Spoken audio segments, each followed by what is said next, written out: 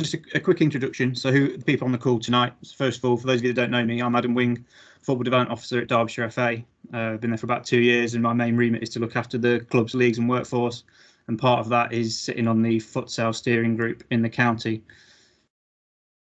Joining me on the call tonight, Mike Skubala, former England Head Coach, Performance Technical Lead. We have Oliver Cooch, Chairman of Chesterfield Futsal League, Alan Muir, Chairman of the Derby Futsal League, Matt Hardy from the Derby Futsal Club, and Pete Sturgess, Foundation Phase Lead at the FA.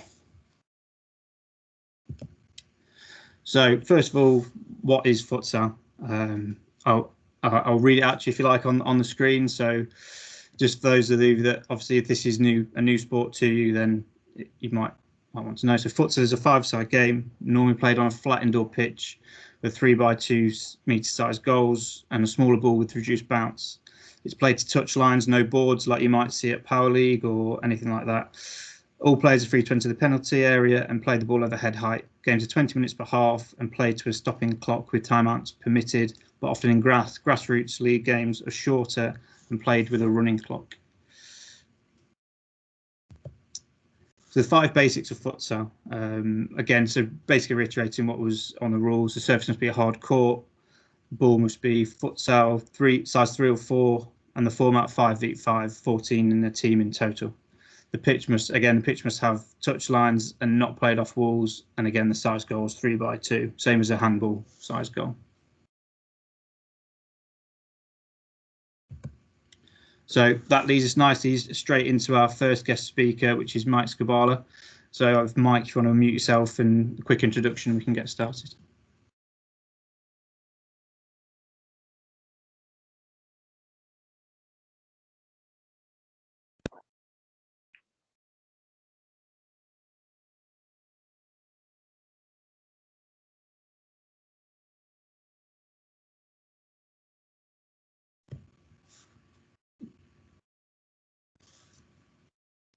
Mike, are you there? He's on mute. On mute. Brilliant.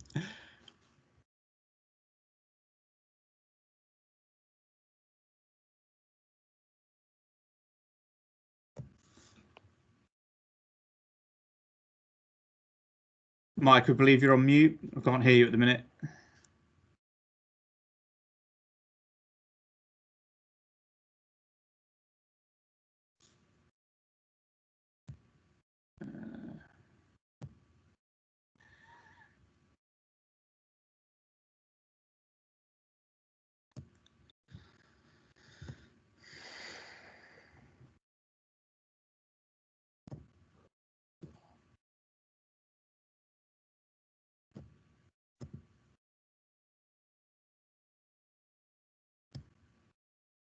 Adam, you should be able to unmute him. You might have muted all the guests. I think we have.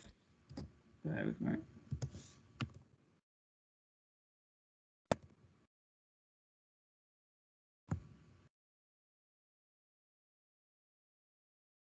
Found it.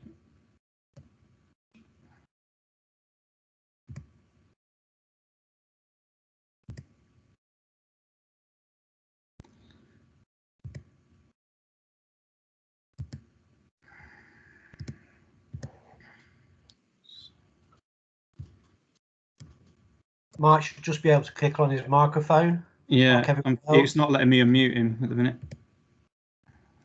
It's just clicking through the. Will he be able to come out of the meeting and join the meeting again? Yeah.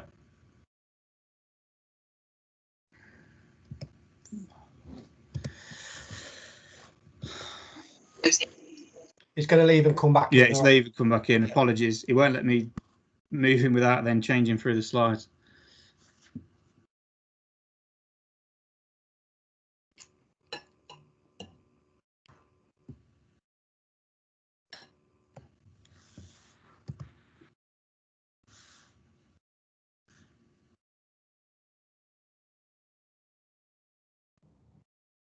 Hello. Perfect, brilliant. Thank you very much. Apologies for that. Nothing like a technical hitch on a online session. Apologies. So I don't know what was working there, so I couldn't get it unmuted. So I don't know if the same problem will come with Pete and everyone. But thanks, Adam. No, thanks for inviting me on.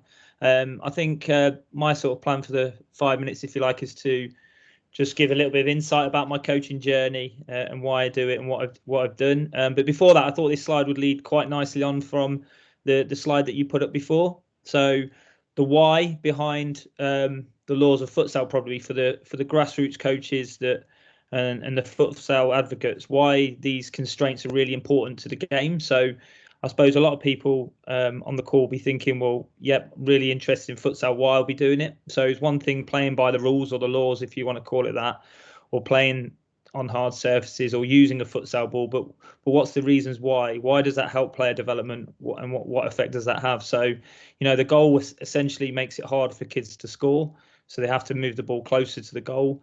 The laws of the game, as you spoke about, Adam, makes it really interesting for player development. So for me, the 4-second rule or law, they're not being able to go back to the keeper, playing off lines and not walls, is really key to a young player's development for me. The ball, incidentally, a denser ball, the way it works is that a futsal ball will actually accelerate and slow down, whereas a football ball will go slowly but then accelerate. So it has a different constraint to the ball.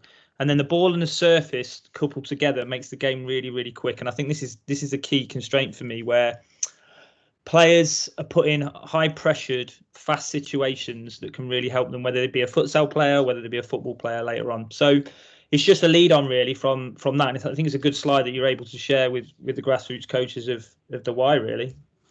I suppose moving on really so thanks for having me, guys. Just sort of my journey really is a little bit like this. So I always try and tell people how I got into futsal really, and it was probably a bit of a mistake.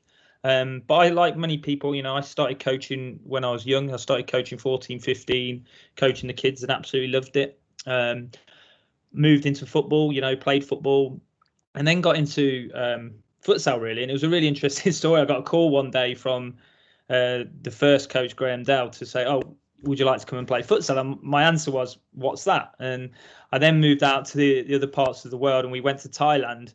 And after saying "what's that," I then walked into a crowd of about 7,000 people ready to play this game that I thought was five-a-side, but absolutely was nothing like five-a-side. I thought I could be quite good on the ball, I could play, but unfortunately I found out that this was just a whole different world, whole different kettle of fish. And that sort of led me to, and this we're talking years ago now, 20 years ago, to let me to be probably a first generation of what I'd call twin trackers of coaches. So I then coached football and futsal together through my journey, became a teacher, became a tutor, worked at Bucks Football, so still working in 11-a-side. So worked for the World University Games for Great Britain Unis, worked in futsal for Great Britain Unis. This was whilst along playing. And then had the opportunity to go and work with Pete, which was great. So worked as Pete's sort of understudy for a bit and learning the ropes of how to coach within the futsal environment, and became assistant coach with England. At the same time, moved from teaching into becoming director of football at Loughborough University. So really sort of twin tracking as a football and futsal coach from then up until 5 years ago, then moved into sort of a more full-time futsal role at the FA, and probably hopefully had an input in developing futsal here in England in a bigger way, really. So really lucky, I think, to have experienced futsal, like I say, 20 years ago, and first seen it, and to sort of have a different pathway, maybe a dual pathway, really, in terms of my coaching journey. And I think it's given me some great skills, some great insight. And I really think that as coaches, it will really open your eyes to some different ways. So that's my journey, which I don't know if we want to take questions now, Adam, or are we taking questions at the end, or how do you want to do it? If anyone's got any immediate questions they want to ask now, that's absolutely fine. I think there's one more slide of yours, and then if otherwise we can wait to the end for the Q&A. Yeah, okay. I suppose the next slide really is like what have my highlights been in the journey. So Adam, when you asked me to put my journey around, really, that's just a quick whistle-stop tour, and there's been lots of highlights in the journey of working with players, work with all different players, work with players now in the professional game, work with young players, tutoring, love tutoring the futsal. But I suppose, some of the highlights really have been involved in many international games, so quite experienced in the international setting. worked with lots of senior players, so it's been really exciting in that sense. By no means am I an expert with kids, so I find that challenging. I think people that work with kids are absolute masters. I know Pete's on the call, and he's an absolute gold dust to that area. So I'm a bit different skill set, really. Love winning. I hate to say that, but I think part of us, when we work as senior players, we love winning. That doesn't mean it comes at all costs, but I really enjoy winning. I really enjoy going after medals. Being a national coach was a privilege. It still is a privilege to be part of the system over the last 10 years. I think we've seen some really good grounds, not as quick as we wanted to see it. And then a couple of other things there, developing a pathway. I think it doesn't matter what level you work at, you have to have a pathway. So if you're looking to do futsal with your grassroots clubs, it's can you get it into leagues? Can you move it through a pathway? What does the exit routes look like if kids want to be futsal players, if you like? And then most recently with the national strategy, which I think is one of those areas that people are a bit confused about at the minute with the recent situation with futsal in England. But 4 parts of that strategy are really still bubbling and really still keen and really still vibrant for the development of that strategy until 2024. So there's just a few highlights, really, Adam.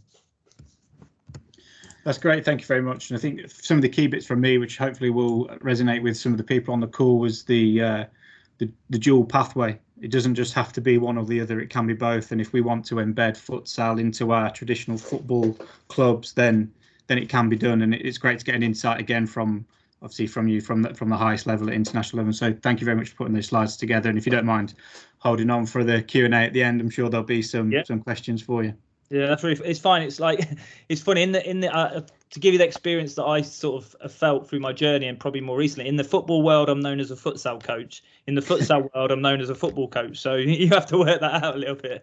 But it's intertwined, but they seem to work well. So that's good. Yeah, that's good. Cool. Cheers, Mike. Thank you very much. Thank you.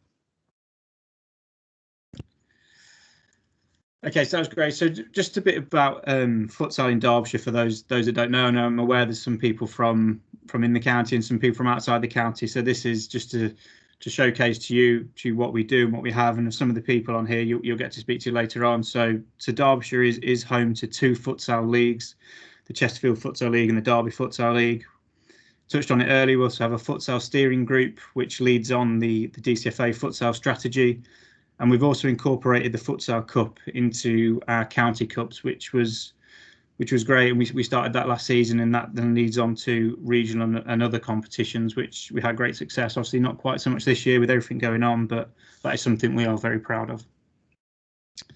So next up to speak to you about their league is Chesterfield Futsal League, and Oliver Cooch, who's the chairman of that league. So if Oliver, please, I hope you can unmute yourself. If not, then you may have to leave and come back in, but we'll give it a trial run. If you can. Yep, I think I'm unmuted. Can you hear me? Perfect. Yeah, I can hear you. That's great. Brilliant. I will stop and I will let you go. Right. Are you changing the slides? Right. Okay, so this is how we've grown over the 4 or 5 years we've been running. But it's important to remember that the 29 teams we started off with and the 74 teams we had last season are almost all football teams trying futsal. There are 1 or 2 teams in there who have either always were or have become specialist futsal. But the vast majority, almost all the teams playing in our league are football teams. So if you're a football coach at the moment and want to try futsal, we're a possible home for you. The players love it. They actually adore playing futsal. That's, for a start, it's inside, so it's warm and dry. But they love the competition. They love the high speed. They love the fact that they're always in the game, even more than you are at football. Parents love it too, and almost all the coaches love it. I say almost all. Something we have to remember is, of course, that if a football team starts playing futsal, then that's yet another job for the coach to do. One of the things we're very keen on doing is giving coaches who take on futsal as much support as we possibly can. We play to full futsal rules, and we have qualified futsal referees, so we're taking it seriously from that point of view. We play 25-minute games, not games of 2 20-minute halves, because by restricting it to 25 minutes, we can get more teams involved, more teams playing. And at the moment, that's our main driver. We have teams from under 7 to under 18 at the moment. We play on Fridays, Friday evenings in Chesterfield. We have a couple of venues at the moment in Chesterfield. But it's not just North Derbyshire teams. We have some teams from south of Derbyshire. We also have teams from South Yorkshire, from the East Riding of Yorkshire, and from Nottinghamshire as well. So teams come quite a long way to play futsal. There's no experience needed. If you want to try futsal and you've got some able-bodied players, just come along and try it. You don't need any experience. A working knowledge of the rules is helpful, but our referees will always help new teams get into the game. It's much more important for us that someone tries the game rather than obeys all the rules from the first time. And we're always happy to arrange a couple of friendly matches if you want to try it and see what it's like. You don't have to commit to a full season if you want to play in the Chesterfield Futsal League, although of course the vast majority of our teams do that. Next slide, Adam. We've grown from 24 teams to 70 teams. We want to get more venues and more games and more teams. We have a waiting list of teams. We've already had 6 or 7 new teams ask us whether they can join us next season. So it's growing all the time. We're a bit short on provision for women and girls teams. We have, I think, 5 or 6 dedicated girls teams playing, most of them in the under-12s, which is interesting. So that age group's growing, but we want to do more for women's and girls teams next season if we can. And we want to provide the offer of longer matches with 2 referees for older teams, especially the under-16s and under-18s. They want to play 2 20-minute halves with timeouts and 2 referees, which begins to look much more like the elite game, the international game. And it's quite right they should want to do that. So we'll try and accommodate more of that next season. We're keen to have a player pathway from grassroots to a national league level. Who knows how many players will take up the offer of that pathway. But if you show some ability, some interest, prepared to work hard, then we have got a working arrangement with Sheffield Futsal Club. Indeed, we run the Sheffield Futsal Club Youth Development Programme. So there is a way of progressing if people want to do that. And 1 or 2 players have said they'd like to try, and we'll start it this year, but of course the pandemic has made it a bit of a paper exercise. We'll do more of that next year. So there is a player pathway if people want to have a crack at it. And we're working with colleagues in Leicestershire and Nottinghamshire to set up a regional competition, probably at under 16, perhaps under 18 level, for stronger teams, starting, we hope, next season. I know that Lancashire have set something similar up for under 14s and under 16s. And I also know that West Midlands, Birmingham, are planning something similar. So we've already got the outline, perhaps, of a national league or set of leagues, which could provide a tier below the adult game. So that's another pathway for people who might want to take an interest. So right from a team wanting to have a crack at the game to see what it's like, from there right up to the highest levels of the game, we think we've got something to offer everybody. That's great. Thank you very much. Is anybody watching that or hearing that got any questions for Oliver whilst we've got him now? He will be on the call later on if anything does come to you. But if there's any immediate questions, please raise your hand now. We'll put it in the chat and we can try and answer that for you. There is one. Yeah, just got a question that's come in, Adam. Yeah, can you read that out, Rune? Is that all right? Yeah, of course. Yeah. So this is from Finley. So just asking the question, what are the costs to the teams for being part of the league? So Oliver, if you can just obviously explain how that works and obviously how it links in with the referees as well. Yeah, the costs this season are £30 for a club to register with the league, £10 for each team to register with the league. Player registrations are free, but must be through the whole game system. And then match fees are £20 per team. That pays for the venue and the referee. Now, we are, of course, at the mercy of our venues. They're bound to put prices up next year, so I think that £20 is bound to go up to something like 22. And we may at some stage have to increase the registration fee. We haven't increased them since we started. But we don't charge any registration fees for teams who just want a couple of games as a sort of taster. We have to charge you the match fee, but we won't charge you registration fees unless you want to play for the whole season. Great, thank you. Is there any more questions, Liam, in the chat? I can't see any. All one's just come in. Yeah. So Gavin Hudson has just asked, Oliver, I suppose obviously this is what it's all about tonight. We want to network and build relationships. So Gavin's just asked if you could get Oliver to get in touch with the Red Rose League. So Gavin's based over in Lancashire. So and they want to look at a regional competition, Oliver. So obviously I know you're contact details on the PowerPoint. So Gavin will make sure that the presentation is sent out to everybody. So then obviously you can make contact with Oliver and obviously have those discussions. Is that okay, Oliver? That's absolutely fine. Yes, if you could email me at info@chesterfieldfutsal.com. It's interesting, we're talking about other counties not being quite so proactive at futsal. Of course, because we've got teams from outside Derbyshire, they have to affiliate through the county FAs. And it's quite interesting. They're dealing some of them with county FAs who, again, don't know what futsal is. Others know precisely what futsal is. So the amount of knowledge is very patchy. And I think it's very important that we do make contact. So my basic answer to anybody who says, can we liaise in some way? Can we have interleague competitions? Can we do something together? The answer is, let's start with a yes and see how we can build on it. You see what you started now, Oliver. The questions are flying in. So we've got another one from Gavin, but I'll come on to Gavin in a minute. So Noah Walsh has just sent a question in. Is it possible for a team from West Riding to come down for a game as a guest? Absolutely. We've got several teams from West Riding who play regularly. What we do for teams that come quite a long way is we'll offer them a couple of games to make the travel worthwhile. A 25-minute game doesn't seem like very much if you've got to travel for an hour, but we'll say try and give you a couple of games. This all depends, of course, on the number of teams that want to be involved. First come, first served. As you put your hand up, as it were, then certainly we'll arrange for something for next season. Thanks, Oliver. And then Gavin's just come back and just said, thanks, Oliver. They're also on the Lancashire steering group. So it sounds like doing very similar to what you're doing, obviously, here. So that'd be good to get that network going. So thanks, Gavin, and thanks, Noah. Thanks all for asking questions. That's it for now, Adam. That's great. Cheers. Just to reiterate what Rooney said, this is what it's all about, getting people to network and asking those questions. Like Oliver says, let's start with a yes and see where it can go. So thank you, Oliver. I know you'll be on the call later on. And as I say, your contact details will be on a few slides' time. So if we just move on to the Derby Futsal League. So for those clubs that are maybe a bit more south in the region or other counties that neighbour on. So we've got Alan Muir on the call. So I'm hoping, Alan, you'll unmute yourself and we'll be able to hear you. Can you hear me? I can indeed, yes. Yeah. Okay, mate. Well, good evening, everyone.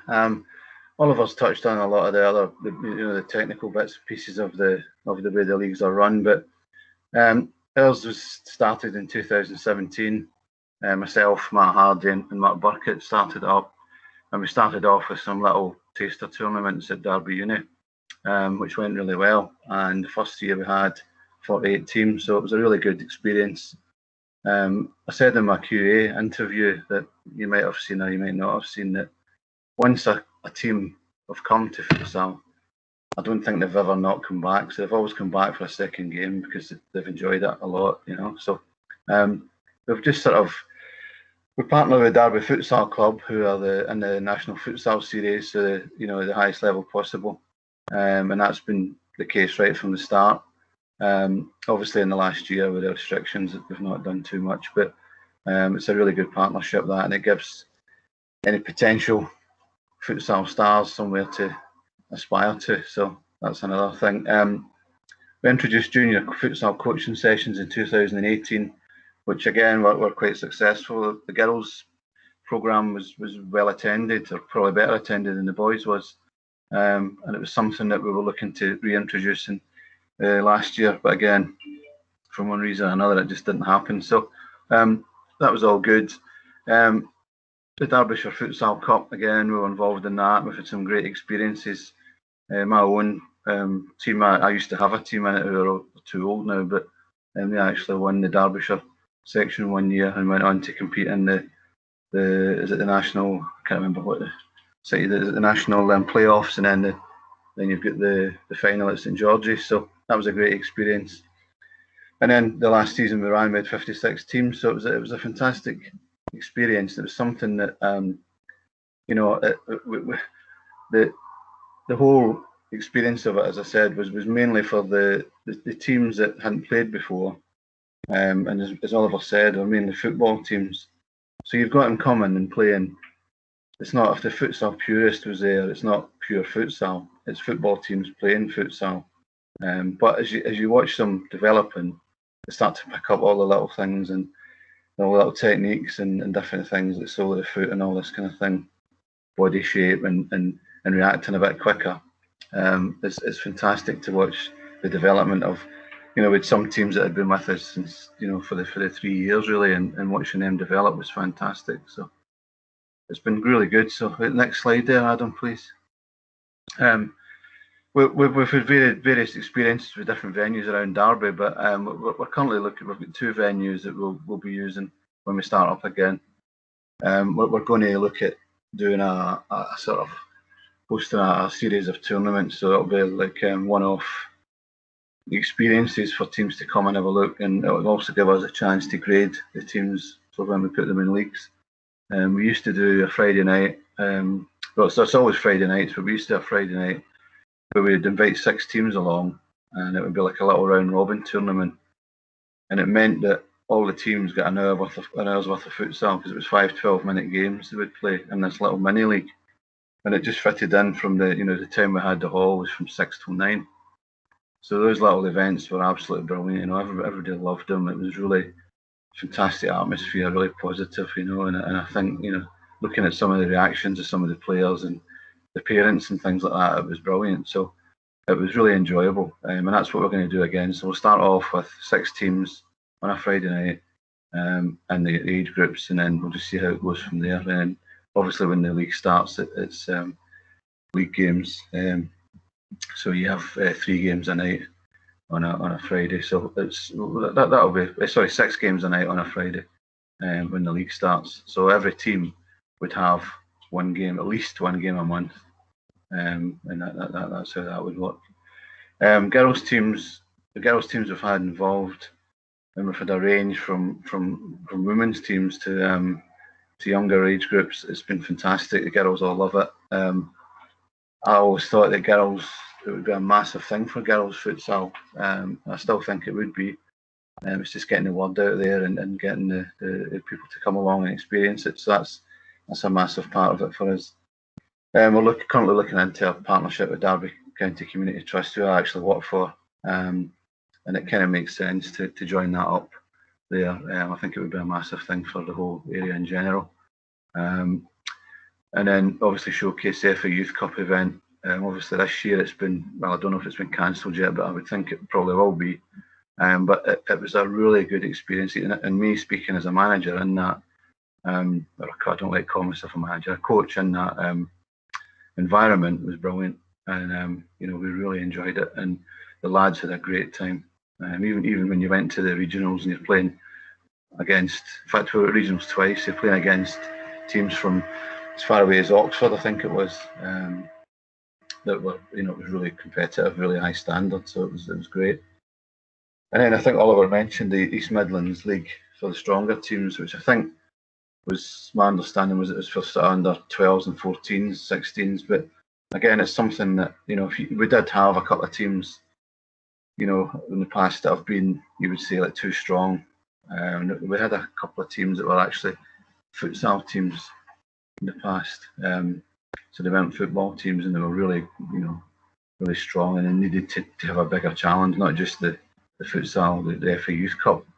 They needed something more on a regular basis. So if that was going to happen, then there was going to be, teams from Leicestershire and Notts and Yorkshire, etc. Then it would be fantastic. So I think it's again, just we've had teams coming from Leicestershire and Notts and Staffordshire. So it's been quite popular. But as I say, we're looking forward to getting back at it again, and hopefully, I was hoping that it's going to be sooner rather than later. But I'm not going to get my hopes built up. So, but yeah, so it's all good for us, and hopefully that's given you a little bit of background and a little bit of what it's all about, guys. So is that okay, Adam? That's perfect, Alan. Yeah, thank you very much. And again, if there's any questions from anybody, please put them now. I think I might have seen one come in, but I think Oliver answered that on the chat. Yeah, Adam's just asked a question. Oliver's answered it from Chesterfield Futsal League. I think, Alan, if you could just maybe give us a bit more. I know you mentioned about Friday nights when the league fixtures take place, but just to break it down, I think for Adam, that how many games will the teams be playing, and I think more specifically at the under 11s age group Adam's looking at. Well, it depends on the numbers, but I mean, the last so they would fall into the under 12s age groups. We've done it in 2-year age bands, which is quite common. Just because of numbers, etc. It just means that the first year they're playing up a year, but then the second year they should have the benefit of playing, what would in theory be stronger teams. And it just depends on the number of clubs that join, but there would definitely be one game a month. Initially, we would do these little round robin things, so just to get to see where everybody is and to allow us to set up the leagues properly. But the under 12s age group has always, in our league's always been the most popular one. I think last time we had 24 teams at under 12, so that was a mixture of under 11s and under 12s. So the fixtures will be. It's been that long since we've done it. I forget the timings, but it's 6 o'clock is the first fixture, and the last fixture is at 8:40. So it's this just depends. What if you want 2 games a month, we try to accommodate teams that wanted more games as well, and it was just done that way. So the fixtures this time would be on. So you would have your fixtures in advance on full time. So you would you'd be able to look at right through to. If we start say in September, you would be able to look right through to January for that. So Adam's just come back, so he's just said that quite a few of his players, Alan, play on a Saturday and a Sunday, which I think is generally the case. Correct me if I'm wrong. That obviously a lot of the teams that play in the Futsal League, I think this goes for Oliver's league as well, that will play football on a Saturday and a Sunday. So that obviously that I think that's what he's looking at in terms of how many fixtures they will have. Yeah, I think it's the one a month suits most people. I mean, most of the teams that were playing in the league were playing Saturdays or Sundays, or Saturdays and Sundays. I think it was, the benefit they get from that outweighs any tiredness that you've got the following, one Saturday in the month. So I think it's something that you've got to look at for the overall experience and the overall development. Interesting point. I suppose this is a question for both you and Oliver. Given obviously with what we're going through right now, Finley's just asked, might you go outside onto a hard court or a sand-based, 3G, if indoor restrictions go on longer than outdoor? I think I know what your answers are going to be. I don't think that it'd be something we wouldn't consider that. At this time, I don't think we would consider it. There is options. We did it once before, an outdoor court. But it wasn't. It's very much weather dependent, and if you're booking a venue, you can't cancel it because of the weather. So you would end up playing in the rain, and the experience I think would suffer greatly from it. I'm not saying never, but it's something that we wouldn't be really looking at to do. Adam, I think from the Chesterfield's point of view, we've had this question before. Certainly, in some countries, warmer countries, playing outdoors is quite common, and I think there are outdoor futsal courts in London. There probably are in other parts of the country. So it's not a flat no. It's hard to know where in Chesterfield you would do it, though. Certainly, I know teams train on 3G. They're very reluctant to train on 3G. They don't pretend it's proper futsal because it isn't. But of course, I mean, there's no reason to stop a futsal team training at football on 3G if there's really literally nothing else at all. But I'm a bit more hopeful. I think with a bit of luck now, we're going to be back in full swing by September, and perhaps earlier than that. Thanks both. Just one more, Alan, for you. I mean, this is more for everybody. Will Slater just made a really nice comment in the chat box. Just said, obviously, he worked with Alan. Last year, his under-9s played in the league and loved it. Really nice comment, and it just goes on to say that he spoke with Alan the other day and he'd like to help out with the Futsal League. I think, guys, we talk about participation, but I think you can clearly see the commitment from both Oliver with the Chesterfield Futsal League and Alan as well with the Derby Futsal League. And obviously we need the volunteers. These are the people that we need to essentially run futsal. So that's great, Will. Really nice comment. Appreciate that. That's great. Yeah, thank you. We'll reiterate again what Liam said. If there's anyone else as well that does want to help out at either the leagues, wherever you are based in the county, then please do get in touch, because there's no such thing as too many volunteers. So thank you, Alan. Again, Alan will be stay on the call, and there'll also be Alan's contact details on a slide. But next we've got somebody from Derby Futsal Club. We've got Matt Hardy. So again, Matt, hoping that we'll be able to hear you if you'll mute yourself. And then Matt's just got a few slides for you about the club. Yeah, spot on. Can you hear me all right? Yeah. Yeah, Great. we can hear you. Yeah. Yeah, fantastic. Right. So yeah, as Adam mentioned, I'm at Hardy. I'm chairman of the Futsal Club. So it's a few little bits that have been touched on already. We were founded back in 2011, albeit prolonged, but the 2021-22 season, whatever that will look like, that's going to be our 10th season. We're members of the FA National Futsal Series, which Alan touched on a little bit earlier. So that was a new 2019-2020 season.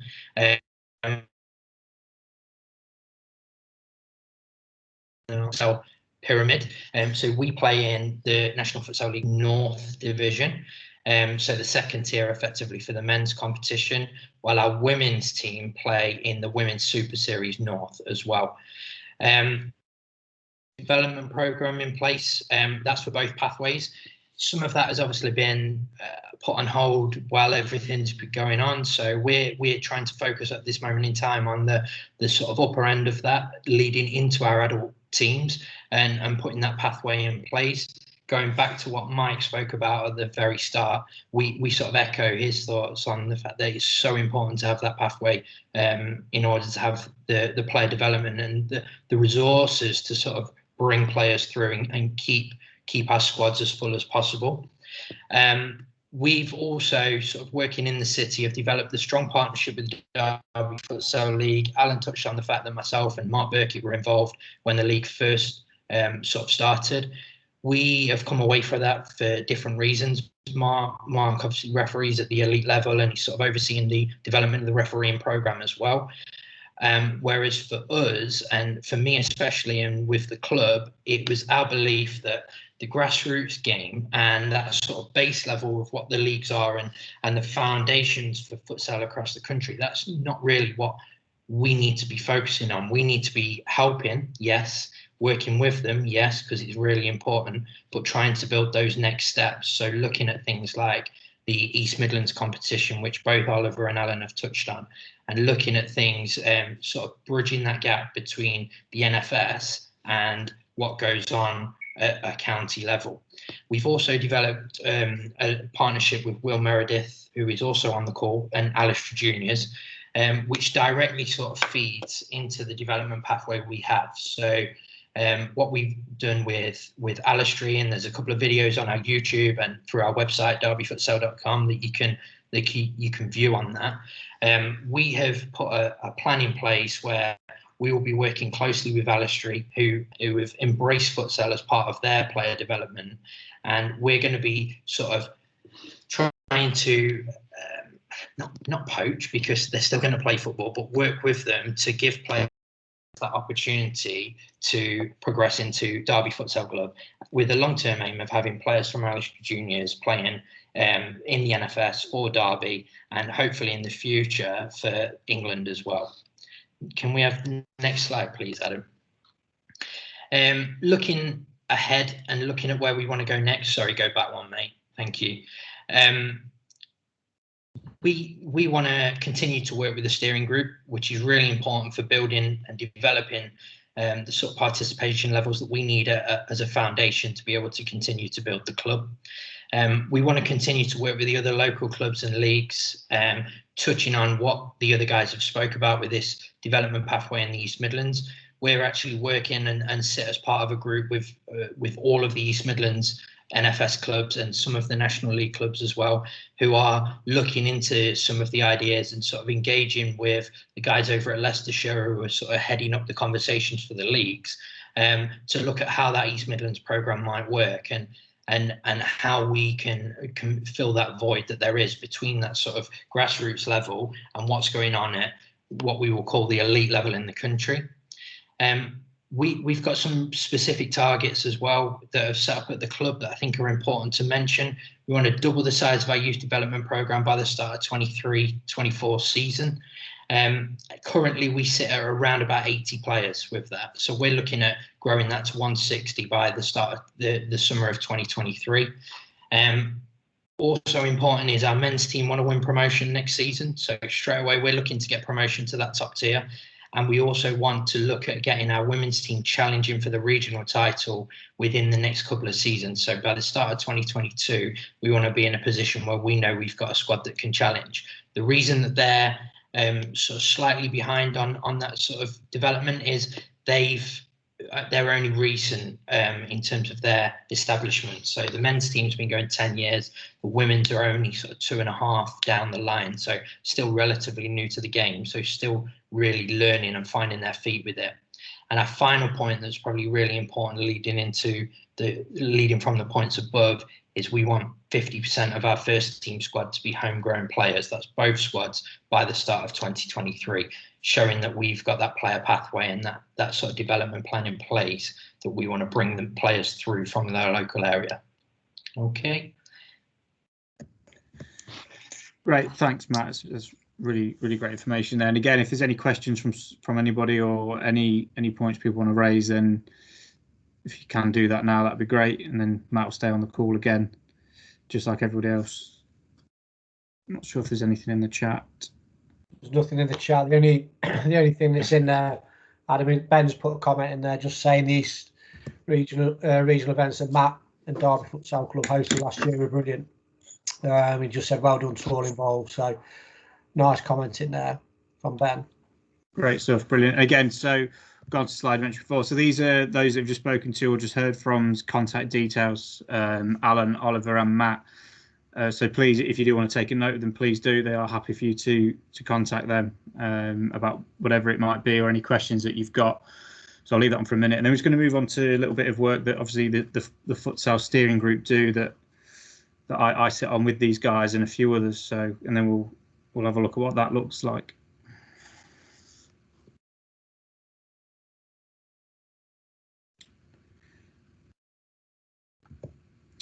Okay, so the DCFA Futsal Steering Group, those are the members. Clearly, photos taken before the barbers were shut.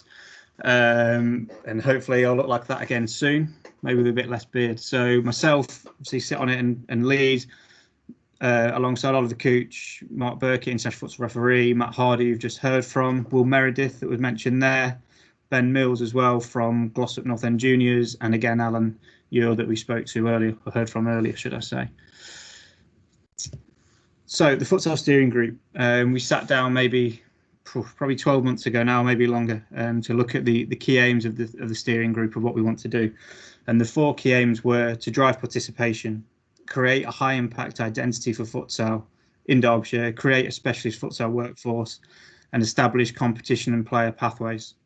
So looking at that in a bit more depth, driving participation is we wanted to push out the leagues to our clubs and encourage them for clubs to embed futsal as part of their offer. Create a high impact in identity for futsal was having teams such as the steering group and the work that we do incorporate in futsal into our county cups.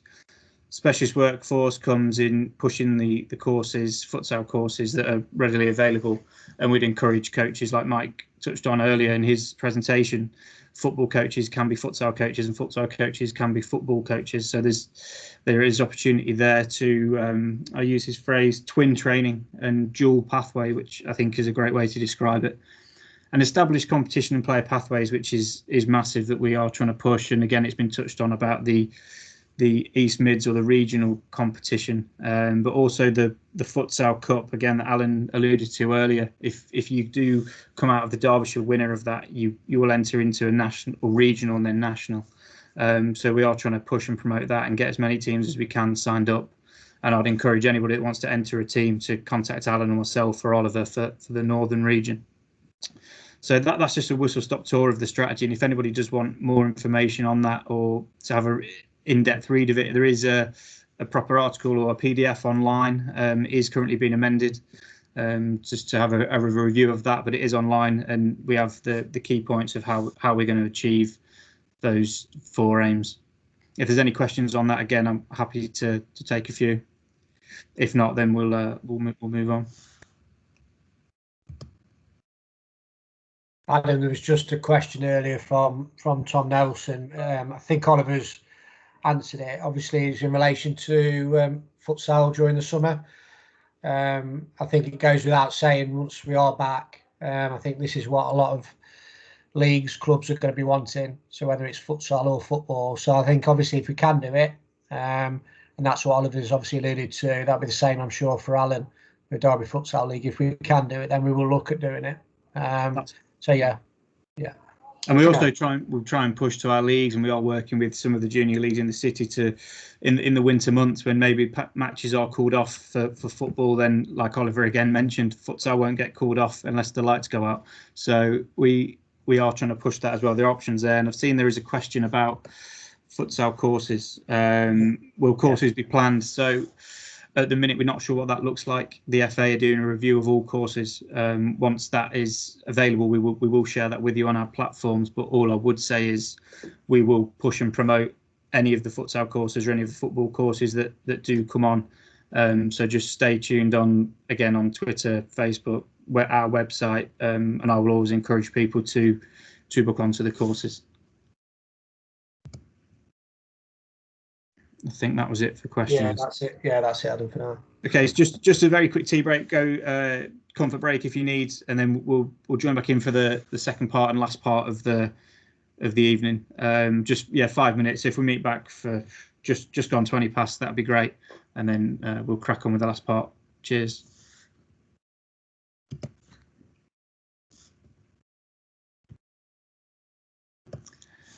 Tell a lie. There's something I wanted you to do whilst you did that.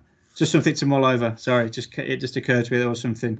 Just some quotes to read again. If you're not going to nip off to the loo or to get a drink, then just have a read of these, and these will link quite nicely into what Pete's going to deliver for us after the break.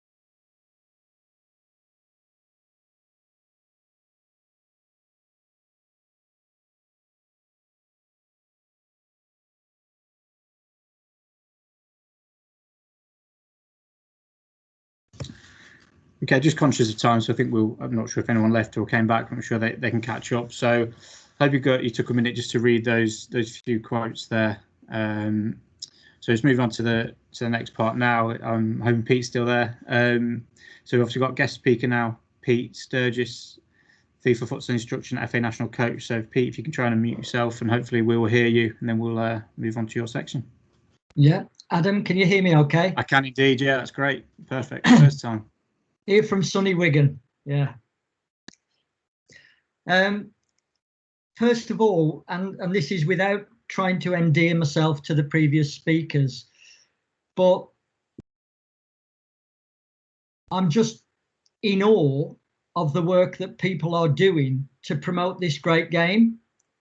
And that work is without very little support from certain areas, without very little money, but people are being really creative, really committed, and really passionate about the value that this game has. So I am in total awe of the people who have presented tonight, particularly with the level of detail into what they're going into in order to provide futsal opportunities for all of our players, not just the young players.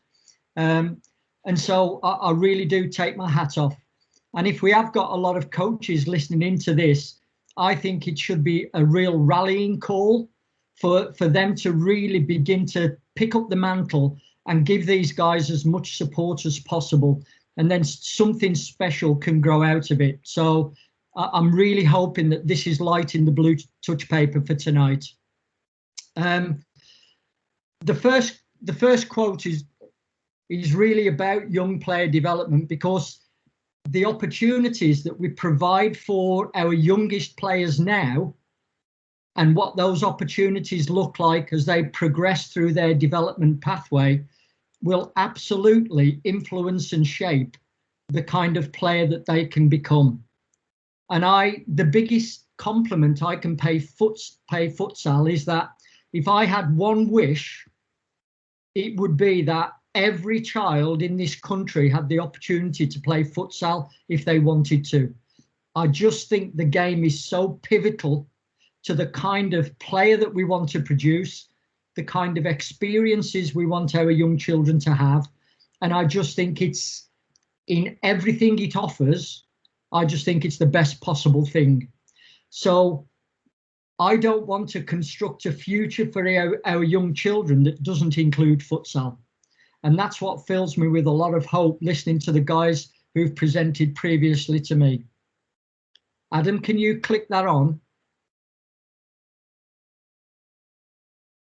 I posed this not really knowing what the other guys were going to talk about, because I remember over 10 years ago, Mike and I, when we were with the England Futsal squad, we almost had to select our opponents so that we could at least play well and hopefully win that game, because the international program was so precariously placed. One bad result could mean that the whole thing could collapse. And I just wanted to really say, where are we, having been in that very, very dark place? It was interesting, the slides before about Messi and Pele and Ronaldo. I can't tell you how many times we had to say, as part of our opening argument, it was the game played by Messi and Ronaldo. So should that need further investigation, because there might be something in this game that we're not aware of. And if there is, we need this for our young players. Then I was lucky enough to go to Sao Paulo, and Dr. Emilio Miranda works at their university, and he says that in Brazil, futsal is their national laboratory of improvisation. I don't think we're at that stage yet, but I think between the work of the guys that are going on at the grassroots and at the coalface, and my work in the corridors and forums that I can begin to influence, that's the stage that we want to get the game to, that we absolutely see that this is the jewel in the crown for player development. And that can be for futsal in its own right, but also certainly to support the kind of football players that we want to produce to help us to win the top tournaments. Yeah, ironically, is the game in the hands of a few committed individuals. I think what we've seen and heard of tonight just shows what is possible. And in a way, it's a real beacon of light as to what the future might hold. But it's also very frustrating because I know people from other regions, their county FA won't be as proactive as you guys have done. And you've really picked up the game and you're saying, where can we really take this? So this was almost for the coaches who are listening in tonight, is to say we can all play a part in this. We can leave it in the hands of a few committed individuals. I think that would be disappointing. Or we can really say, no, this is the jewel in our crown, and it is our laboratory of improvisation as well. So I think following tonight, I'm hoping this will prick the conscience of lots and lots of coaches, whether they're new to futsal or whether they're committed and have been part of this real drive to establish the game in this country. Can you just put the last one up, Adam? Yeah, I do think we're at a crossroads. And this relates to player pathways. It indicates what kind of opportunities and experiences we want our young players to have. I think futsal has to play a major part. And I know certainly on our courses, I promote the value of futsal at every opportunity. And I think ironically, the game is beginning to take a hold with the professional academies. And that's partly due to the work of the Premier League, who have done a very similar job to what Alan and Oliver, Matt, and the rest of the guys have done in promoting futsal. The Premier League now offer lots and lots of opportunities for our youngest foundation phase players at academies to play. We've also got a futsal specialist within our team whose job is to support the professional academies if they are interested in adding futsal to their provision. And I just think at the level I work at, we're still chipping away and we're still trying to convince people. But I think that at some point that dam has just got to burst, and we've just got to grab this game because of its value and its ability to transform the landscape for our developing players. So that's my pitch for futsal, and it's linked to player development. I cannot speak highly or more higher about futsal and what it can do for our young players. Thanks, Adam. That's great. No, thank you very much. That's great. Great to hear. Just got a couple of questions, Pete, yeah. Just before. Okay. Well, the next bit was going to be the Q&A anyway with Pete, Mike. So. Oh, okay. Yeah. Whether you wanted to, we'll just go into that. So if anyone has got any questions, obviously some in the chat. If you want to read them off, and I'll try and help you as well. And then if anyone wants to unmute themselves as well, if they put their hand up, we can do that rather than typing it out. Yeah, that's fine. So, Pete, just the first one for you. Will Slater's just asked about how do we get more participation in futsal. He's goes on to say there's too many people wanting to get into 11-a-side too quick. And the first question that people ask is, what format is futsal? And when you tell those people not interested, does there need to be more advertisement around it? Yeah, I think we need an approach that attacks this from both ends. It needs an attack from grassroots, and I know on social media I'm asking a lot from grassroots coaches about putting pressure on the county FAs, about raising the awareness and profile of what I consider good practice. And with younger players, certainly the very youngest, we need smaller formats of the game in order to help their skill development. At the moment, I'm part of a group called a Player Insights Group, and we are going to release some work that it has a very, very clear focus, and it's focused on developing more skillful players. And futsal, small-sided formats, small-sided practices, and the learning and development that can come from those things is going to be absolutely front and center. So if I'm asking grassroots coaches to pick up the mantle, it's because I know that our work, when it comes into the public domain, is absolutely going to support that. So I would never put anybody out on a limb and say, I want you to do this for us. Coming over the hill is a huge push for the development of more skillful players. And futsal has such an important part to play in that. Thanks, Pete. Just another one from Finley. So this is an interesting one. It's more observation, I suppose, and a bit of a question. So it just says some futsal advocates could maybe feel like they're pushing the sport too much. By some people, thinking that futsal's being pushed too much on them as football people. So those football people might not be educated enough for futsal. So I suppose it's how we bridge that gap. I think both leagues tonight have talked about, they've got a lot of football teams that play in their futsal league.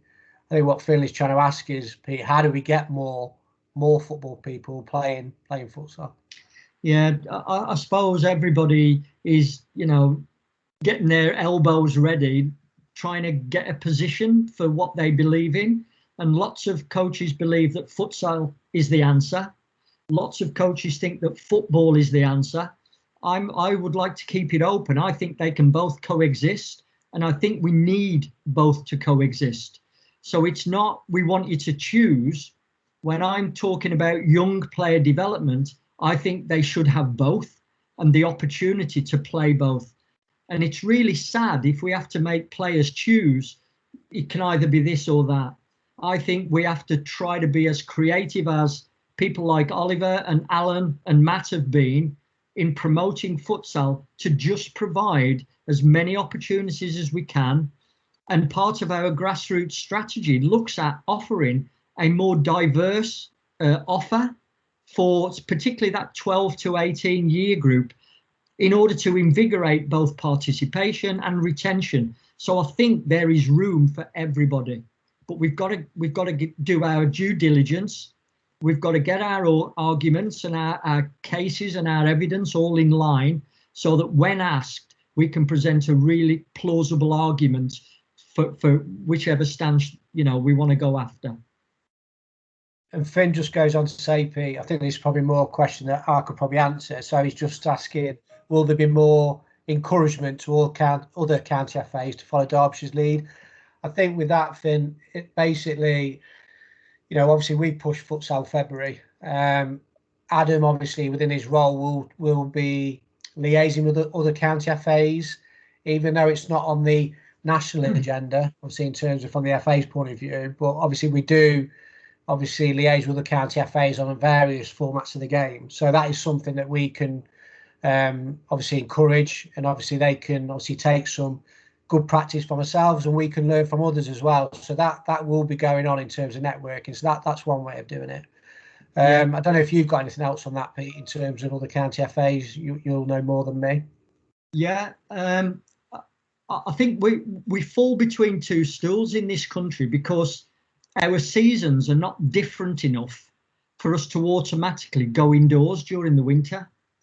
And it's a really nice thing that we can continue to play outside on grass, but it's going to work against really establishing an indoor format of the game. And so because we don't have definite winters with snow and everything like in other parts of Europe, what we try to do is make do.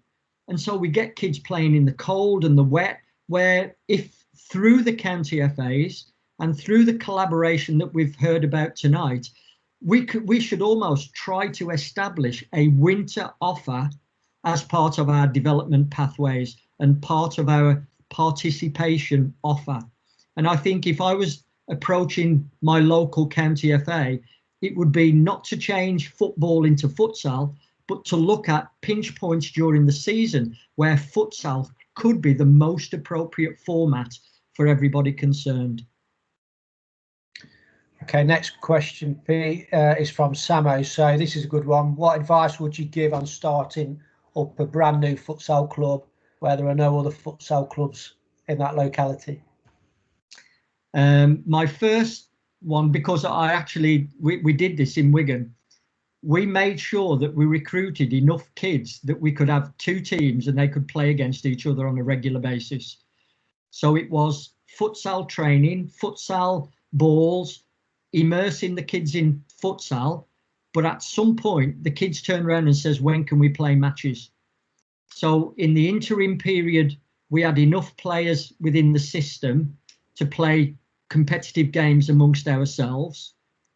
But eventually we needed to link with others. And I think it's been mentioned tonight about some grassroots teams are beginning to have a futsal offer. And we used to just, go on social media to try and pick off some of the teams who, instead of a training night, would come and play our futsal kids. So we built it up that way. Thanks, Pete. Next one. So this is from Gavin Hudson. Given the loss of the English national teams, are there any plans for creating new opportunities for representing at national level? And also, is there any opportunities for younger teams to take part in the St George's Park experience? Regarding the international teams, I have no idea. I've got to be honest. For players to have the experience at St George's, I know through my DNA Cup Day, we tried to have an offer for grassroots coaches to come in and watch academy teams playing futsal. And that's partly because through the work of the Premier League and my colleague whose job is it to promote futsal within the academies, we had more and more professional academies playing futsal. So it made sense to try to showcase the game to grassroots coaches using that. But for the future, if there's a real need that at that level to invite grassroots teams in rather than academy teams, or as well as academy teams, then I am absolutely open to that. If you think it'll be another way for us to promote the game and to raise the profile, I am certainly open to that. Thanks, Pete. Next one, I think Adam's covered this already around futsal courses. Obviously, I know it's a frustration. It's been a long time since we delivered any futsal coaching courses, but also referee courses. We've done one in the past as well. Obviously, with them being up for review, we can't actually deliver any of those yet, but once we can, obviously, we will be doing that. Next one is from Joshua Quigley. This is a good one. So, could we not integrate futsal into the school sports system? I know some schools have the futsal comps, don't they, Pete? Yeah, that might be a good one for Mike, because I know Mike, during his performance lead role, did a lot of work in that area. So that was questions about integrating into schools. I agree that I think it's probably one of the, let's call it systems, the school system is one of the areas that futsal would be brilliant in, because it's got facilities between 9 and 5, and it's those areas. I think the challenge is the PE teachers' time, extracurricular time. But I agree, I think it's pivotal to part of the futsal's journey. And if you were to look across the globe, actually it is the school game of choice. So one of the things that I would have hoped over a longer period of time, and I'm sure Pete would agree with me on this, that actually futsal could be really the school game of choice within schools. And actually what you would naturally get then, you would naturally get dual pathway in between grassroots football, professional football and futsal. The challenge is always different organisations have different challenges and different remits, if you like. And like the ECFA, I think that's a similar challenge. So some schools are doing it, which is great. Some county FAs are supporting schools, I know, which is great. And then some schools association, I think Durham Schools is a really great model, and it's where somebody in that someone in that area, schools, has gone and ran with it, and they've gone from like 20 schools to 400 schools in 4 or 5 years. So it's taken the same approach as what Pete was saying about the grassroots game, but there are pockets, unfortunately, probably a postcode lottery within the school system still. But I also know it's being pushed into one area is the youth school games. So I know it's going into the youth school games, or was meant to go into the youth school games this year. But it is, I think we need to get a real fixture program, if one for a better word, because kids like playing within the school system. So yeah, it's sort of a statement. I think I'm agreeing with that. It's interesting, Mike and Adam, that on the pictures of Messi and Pele and Ronaldo, the quote, it's not that Ronaldo played futsal. The quote actually says, "I only played futsal." Yeah. So in Portugal, their development system is different. The game that he had to play, or the only game he could play, was futsal. And it doesn't mean that you can't convert to football later on. It is such a great development game in lots and lots of ways, but it's also brilliant for coach education. And I think we're missing a trick, because when I worked with Mike with the England team, my trajectory regarding learning as a coach in futsal at that level just went through the roof. And I just think it's another attractive feature of the game, that it's great, and I think we know more and more what it does for players and their development, but for coach education and tactical awareness and strategic awareness and really critically observing what is going on in front of you and having to make thousands of decisions one after the other. I just think it's just a fabulous vehicle for coach education as well. Thanks, Pete. Thanks, Mike. The next two questions were very similar to the school question. The last one, this is from Noah Walsh. So Noah's just asked the question, are the FA going to invest in futsal courts, courses, leagues and equipment to get grassroots teams involved? Money is always tight in grassroots. I don't know whether Mike or Pete, you want to answer that? I'm going to let Mike go with that one. Thanks. I suppose the answer would be no, if I'm being nice, but I'm going to put a but on that, because I think the challenge in England isn't about the FA investing, and probably Pete touched on this. The challenge we have is that we live in a commercial world in England, and a lot of facilities are privately operated, even schools. So commercially, there's always going to be a challenge. And other countries have, municipalities and things like that, which have really helped the growth of futsal. So I do think there is little pots of money that come through the foundation and can support futsal teams or through the county FAs. But in a big sense, I think that's the challenge because of the pitches challenge, if you like. So I would love the FA top down to invest more in futsal facilities. In terms of equipment and grassroots, you can definitely plug into the same football funding pots that there is. It's just for a futsal team. I agree, money is always tight, and I think that's where Pete talked about it earlier. Rather than seeing it as something separate, rather than see it as something that adds value, into your season, or where does it fit in? And if you integrate it, it actually doesn't have to be much more cost than other areas. And I think if you look at it as a secular or long-term benefit, if you were to look at kids, how much do they lose contact of football because of winters over their 10 years in football? Well, actually, it's probably years. But actually, if you were to plug in futsal within that and make it part of the club, make it part of your league structure or your league offer, or even make it part of your playing offer, over that period, it's probably not going to cost you more than normal. It's just the challenge is always, like time and resources and money, you feel like you have to take from one area to give to the other, when its fact is how well can you spread the jam, really. I don't know if that really answers the question. Thanks, Mike. I mean, obviously it's difficult. I think in terms of funding, I know Oliver probably might want to come in here. I know Oliver's been successful with funding applications in the past. And as Mike said, there is Football Foundation where you can go for small grants for things like equipment and things like that. And I know Sport England as well. So, Oliver, if you're still there. I am. You can unmute. Yeah, thank you. Yes, I set up the Chesterfield Futsal Club. Well, we would be in our second season now, but for the fact we haven't done very much playing. And we got a Sport England grant for somewhere in the region of £3,000, which pays for professional coaching time. It pays for venue hiring time. It bought a kit for our three teams. This comes from their small grant fund. They're very careful about what they cannot fund, because they can't duplicate what the Football Foundation does. But they were easy to work with and highly generous. And of course, that grant was supposed to run out at the end of last year. They've extended it and extended it and extended it with the pandemic. and we've still got money to spend. And we're going to run some CPD sessions for coaches, some drop-in sessions for anybody, some other drop-in sessions just for women and girls, all free of charge because Sporting will pay for it. There is quite a lot of money out there, actually. I was quite surprised.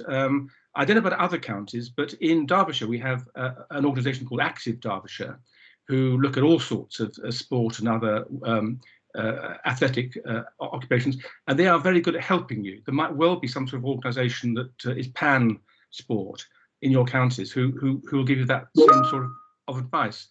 But although it's always taken a long time to get futsal started and get matches going and leagues going, it's always been possible. It's always been done. It needs a little bit of perseverance, but every time I turn around, there's someone else who wants to join in and help. And then another person wants to join in and help. It's getting it started. So anybody who wants to start a club, get it started. And I'm certain you'll find others wanting to join in and play against you very quickly. Thanks, Oliver. Alan, you've got your hand up. Do you want to unmute yourself and just ask a question? You put it in the chat room. I'll put it in the chat. It was just to see if we could encourage people to, if they're interested, if they're engagement, to come along and watch the Derby Futsal Club playing, you know, their in national futsal series matches.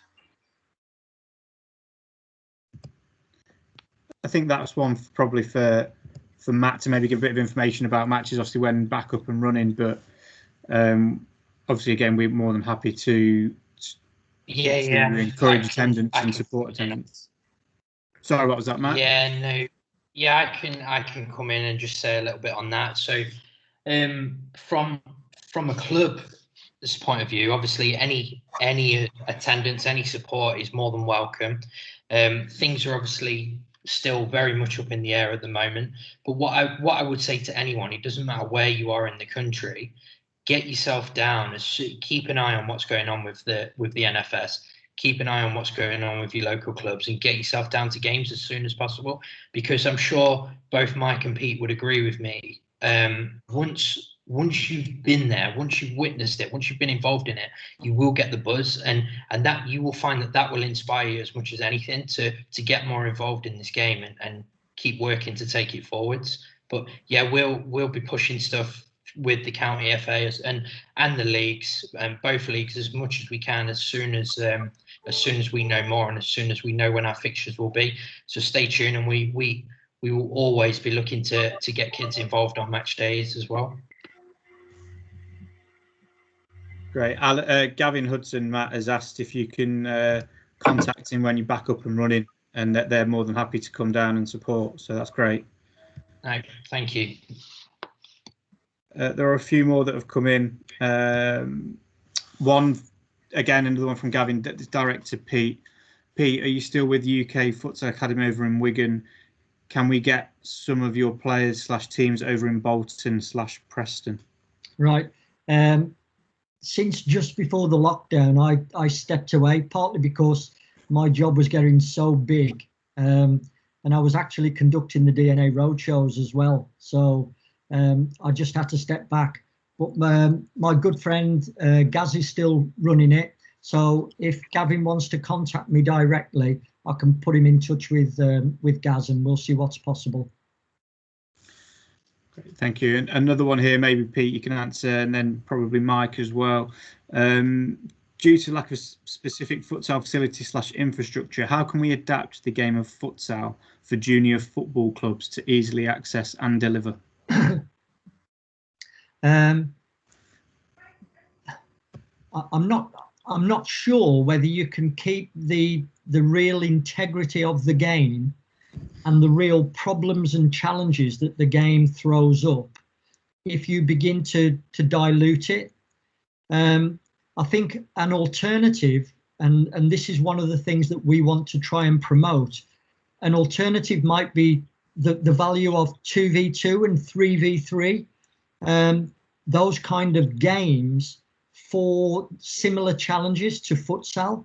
You obviously won't get the kind of rotations, the kind of set plays, the kind of special situations that you get in futsal, but the actual technical and tactical demands of futsal, I think smaller versions of the game, if you cannot get access to a futsal facility, court and goals, those kind of opportunities will begin to just stimulate the technical development and skill development of our youngest players.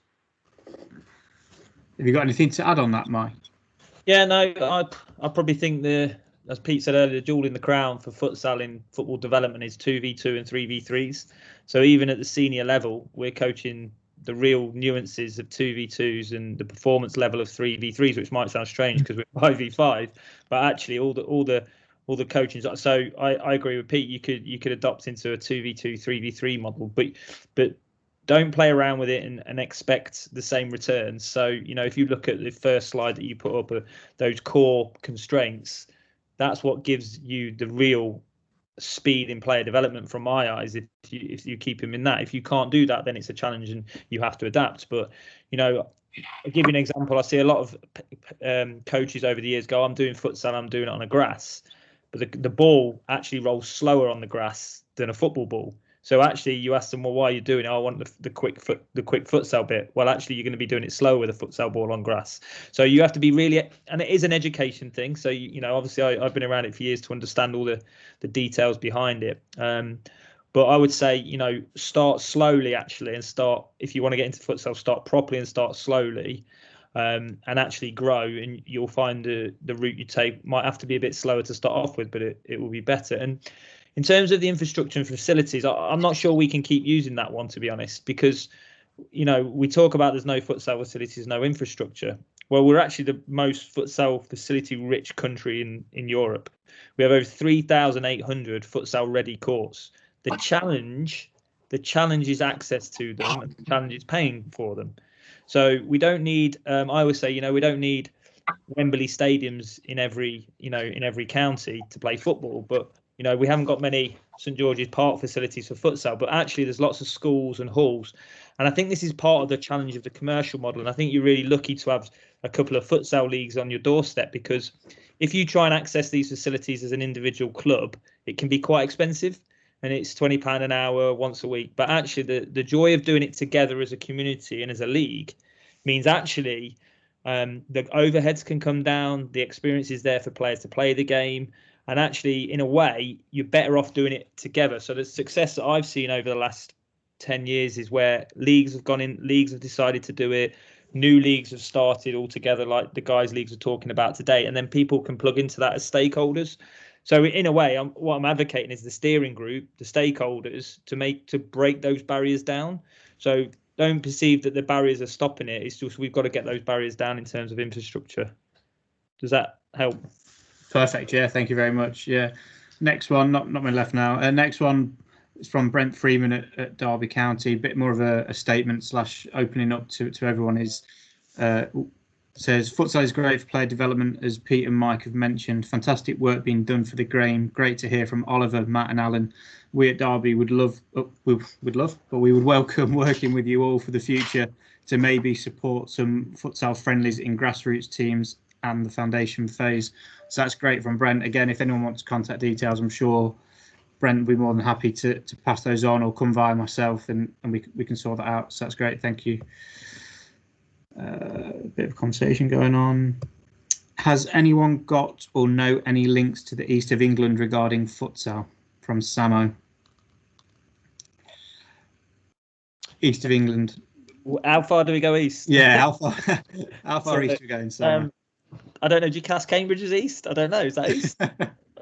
I've got links. Yeah, pretty much most of the country have probably got links. So it's probably a bit more east. East is like Leicester and to me, I don't go further than that. So no, I'm joking. So if it's a bit more specific, I can find out. Suffolk. Okay, yeah.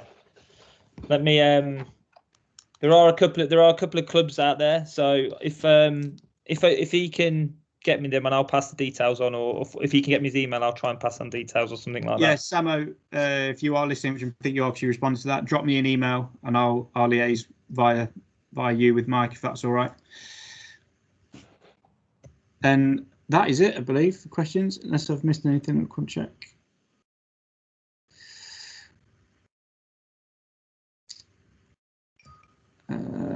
One statement from Steve Gibbs: on the playground at school, we draw courts on the ground with chalk, play 2v2, 3v3 with small goals and small D, no goalkeepers, kick-ins. So again, that's adapt, isn't it? Adapt and overcome, as they say. So that's great. I'm sure obviously Pete and Mike would support those ideas. Use what you can whilst you're there. So I think that's it really for questions. So it just leaves me just to say thank you, people, for tuning in, listening, for the questions that you've asked. Special thanks to the steering group and the guys that spoke, and also to Mike and Pete for taking time out to join us tonight. Bit of a shameless plug. Don't forget to give us a shout out on Twitter. It's got quite busy over the last couple of weeks. My followers have gone up by about 5, so that's 5 more than I did have. So my Twitter is on there as well. So don't forget to hashtag Futsal February. And please, if you've got any questions, drop me an email, adam.wing@derbyshire.com. So it just made me laugh. Someone's put Viva the Revolution. It just made me laugh a little bit. So Viva the Revolution indeed. So yeah, again, thank you guys, and thanks everyone that's contributed tonight. Adam, if there's a revolution, sign me up. First on it. Viva Revolution, that's it. Maybe hashtag Viva Revolution instead. I'm ready for a fight. That's great. Yeah, there's lots of thank yous coming in on the chat. So yeah, again, thanks everyone for your time. Thanks everyone. Thanks Adam. Great work. Cheers, guys. Thanks Alan, Oliver, Matt. Cheers, guys. See you later. Thanks, guys. Thank you, guys. Thanks, Mike. Thanks, Pete. Thanks all. Cheers, guys. Thanks, Brilliant. Adam, for organising. Fantastic. Well done, guys. Thanks, Adam. Well done. Thanks, Liam. Thank you. Cheers, Runes. Thanks, Adam. Cheers, Well done, Mark. guys.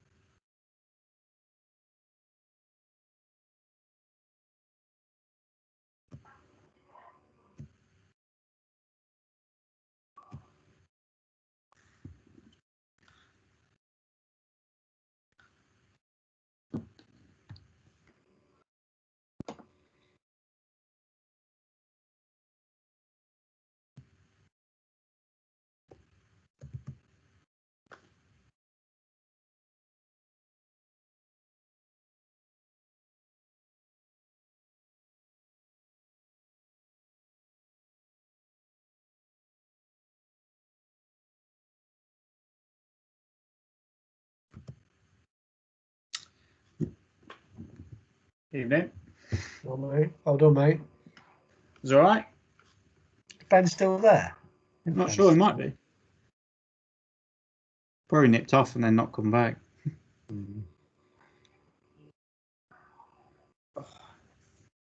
Yeah, it was good, mate. Really good. Yeah. I always go through it. I always rush things out. Oh, I'm going to stop recording. Stop presenting.